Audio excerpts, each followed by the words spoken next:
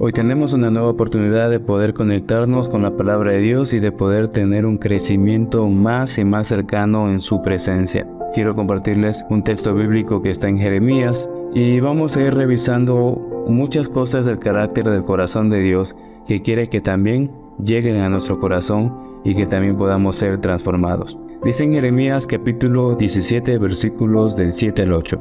Bendito el varón que confía en Jehová y cuya confianza es Jehová, porque será como el árbol plantado junto a las aguas, que junto a la corriente echará sus raíces y no verá cuando viene el calor, sino que su hoja estará verde, y en el año de sequía no se fatigará ni dejará de dar fruto. Esta bendición que vemos en el libro de Jeremías es tan especial porque menciona el estado natural o el estado en donde Dios quiere tenernos. Dice que el varón que confía en Él y cuya confianza está puesta en Él, no solamente decir que creo en Dios, sino que también reacciono y acciono en cuanto a lo que creo, en cuanto a la confianza que le tengo a mi Padre. Será como una persona que está plantada junto a aguas vivas. Aguas vivas nos referimos a aguas que no están estancadas, a aguas que no están siempre estáticas en un solo lugar, sino que tienen una corriente, tienen un movimiento, y que ese movimiento lleva mucha información, mucho poder y mucha energía también. Dice, y no verá cuando viene el calor, sino que su hoja estará verde, y el año de sequía no se fatigará. La ventaja de poder ser alguien cercano a Dios es de que todo el tiempo el Espíritu Santo se está moviendo dentro de la vida de esta persona. Aún las cosas que aprende puede ser más sencillo o lo más complejo. Todo lo que lee aún en la palabra puede entenderla de una profundidad mayor, porque como tiene al maestro, al que escribió la mismísima palabra de Dios, al Espíritu Santo, puede entender la intención del corazón de Dios ante cada palabra. Y hay muchas cosas que Dios podrá tratar, porque aquellas cosas están siendo expuestas a través de su palabra. La palabra de Dios es como si fuese un espejo en donde nosotros nos acercamos, salimos de la oscuridad, nos ponemos delante de ese espejo y finalmente podemos ver todo lo que ha estado fuera de orden dentro de nuestra vida. Este texto bíblico menciona muchas cosas fuera de orden. Si bien es cierto que este versículo puntualmente habla de la bendición que tiene de estar cerca de Dios, todo esto está encerrado en un contexto de Dios hablando a su pueblo por la necedad del corazón de ellos y por la idolatría que está dentro de ellos de una forma muy especial. Dice en el versículo 9, engañoso es el corazón más que todas las cosas y perverso. ¿Quién lo conocerá? Yo Jehová, que escudriño la mente, que pruebo el corazón para dar a cada uno según su camino, según el fruto de sus obras. La forma en como el pueblo de Dios en este espacio de tiempo se estaba comportando era de una forma bastante engañosa. Engañoso porque tenían un corazón volcado exclusivamente hacia la idolatría. Menciona más adelante sobre cómo sus hijos, como las personas, han volcado todas sus acciones a vivir de esta forma. Los objetos de idolatría siempre los tendremos en los lugares más altos, ya que intentamos que suplanten la presencia de Dios. La prioridad de mi corazón será lo que controle mis acciones. En el versículo 1 dice, el pecado de Judá escrito está con cincel de hierro y con punta de diamante, esculpido está en la tabla de su corazón y en los cuernos de sus altares, mientras sus hijos se acuerdan de sus altares, de sus imágenes de acera que están junto a los árboles frondosos y en los collados altos. Dios va revelando varias características importantes y profundas de cómo estaba el corazón de su pueblo en este momento. Menciona que el pecado de Judá está escrito con un cincel de hierro y con punta de diamante. Yo tuve la oportunidad de poder estudiar en el colegio algo de mecánica industrial y una de las herramientas más valiosas eran las que tenían punta de diamante. El diamante tiene la característica de poder rayar el acero.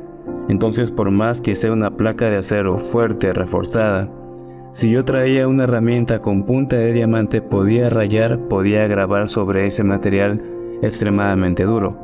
El pecado de Judá está escrito con cincel de hierro y con punta de diamante, esculpido está en las tablas de su corazón y en los cuernos de sus altares. Entonces, está en el corazón de ellos, pero también en sus altares, en las acciones que también nosotros realizamos.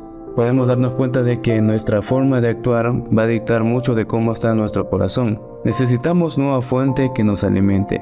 Nuestra mayor fuente es la palabra de Dios y el agua será el Espíritu Santo hablando a través de esas palabras para reordenar nuestro corazón. Nos damos cuenta de un pueblo que está alejado de Dios, pero que a la vez Dios en su infinito amor les muestra la forma en cómo volver a acercarse a Él, y si se acercan a Él podrán no ser árboles frondosos llenos de ídolos, sino que árboles plantados que no paran de dar fruto aún en el peor momento, aún en medio de sequía, aún en medio de desierto.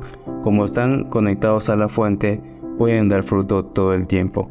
Esta característica que tienen las personas conectadas con Dios y llenas del Espíritu Santo son características que realmente transforman pueblos completos, que traen una conmoción a nivel social y que dan testimonio de la obra real de Dios.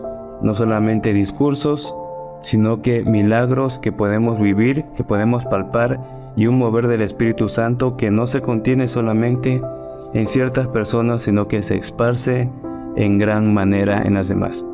Y eso vemos justamente en el libro de Hechos, capítulo 4. Aquí vemos un episodio en donde los apóstoles, ya llenos del Espíritu Santo, se estaban moviendo con este mover de Dios.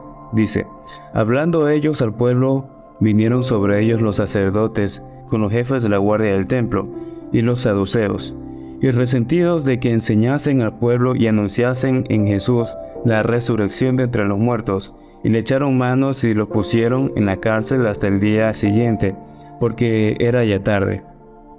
Pero muchos de los que habían oído la palabra creyeron, y el número de los varones era como de 5,000.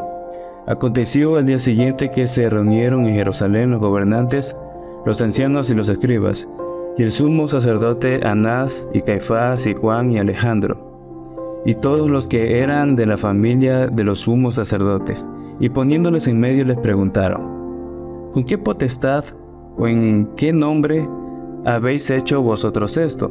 Entonces Pedro, lleno del Espíritu Santo, les dijo: gobernantes del pueblo y ancianos de Israel, puesto que hoy se nos interroga acerca del beneficio hecho a un hombre enfermo, de qué manera éste haya sido sanado, sea notorio a todos vosotros y a todo el pueblo de Israel, que en el nombre de Jesucristo de Nazaret, a quien vosotros crucificasteis, y a quien Dios resucitó entre los muertos, por él este hombre está en vuestra presencia sano. Este Jesús es la piedra reprobada por vosotros los edificadores, la cual ha venido a ser cabeza del ángulo, y en ningún otro hay salvación, porque no hay otro nombre bajo el cielo dado a los hombres que en el que podamos ser salvos.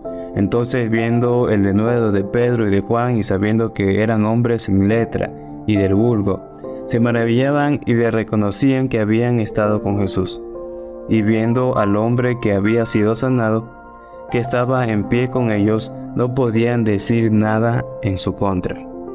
Más adelante en el texto bíblico se ve que todos los que lo estaban acusando aquí a los apóstoles, simplemente no les quedaba más palabra porque la evidencia era demasiado clara. Buscaban de alguna forma divulgar rumores o hacer que ellos se callaran, pero la evidencia era tan clara que la gente podía ver, podía palpar los milagros, podían saber de que hubo una diferencia tremenda dentro de ellos. En una parte dice que ellos, todo el mundo los conocía, que eran gente del vulgo, sin letra, personas para nada educadas, personas que en su vida lo verían hablando en público o hablando con autoridades, hablando con sacerdotes, que generalmente en ese tiempo eran las personas más educadas, más letradas de toda la sociedad. Y estos apóstoles, hablando de forma tan clara, de forma tan segura, con todo lo que creían, de todo lo que decían, sin miedo, porque sabían que el Espíritu Santo les estaba dando de qué hablar. No solamente son los milagros, sino también la forma en cómo los corazones de ellos estaban llenos del Espíritu Santo, y también en la forma en cómo expresaban lo que Dios había hecho dentro de ellos y que se estaba viendo en la vida de la gente que estaba ahí presente. La voluntad de Dios es de que cada uno de nosotros podamos tener estos encuentros sobrenaturales con la presencia de Dios todo el tiempo. Y mucho de lo que nos va a apartar y que va a ser difícil que esa presencia llegue a nuestra vida siempre va a ser el pecado, y también va a ser lo que tengamos grabado dentro de nuestro corazón. ¿Cuáles son las cosas que permanentemente me están alejando de Dios? ¿Qué es aquello que todavía no lo he podido dejar?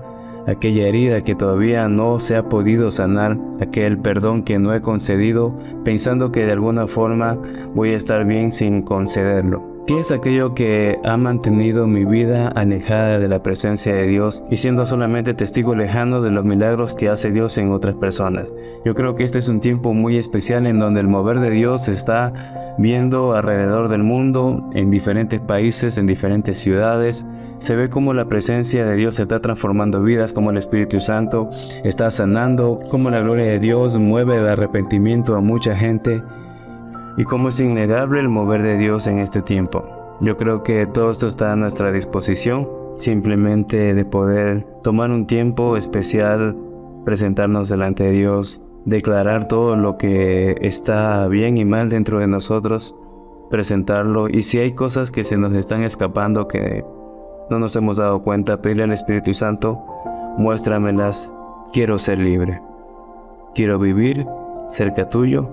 Quiero tener tu presencia dentro de mi vida todo el tiempo y ser como un árbol plantado junto a agua viva, que su hoja siempre está verde y que aun en el momento más difícil nunca deja de dar fruto. Siempre su presencia se está moviendo.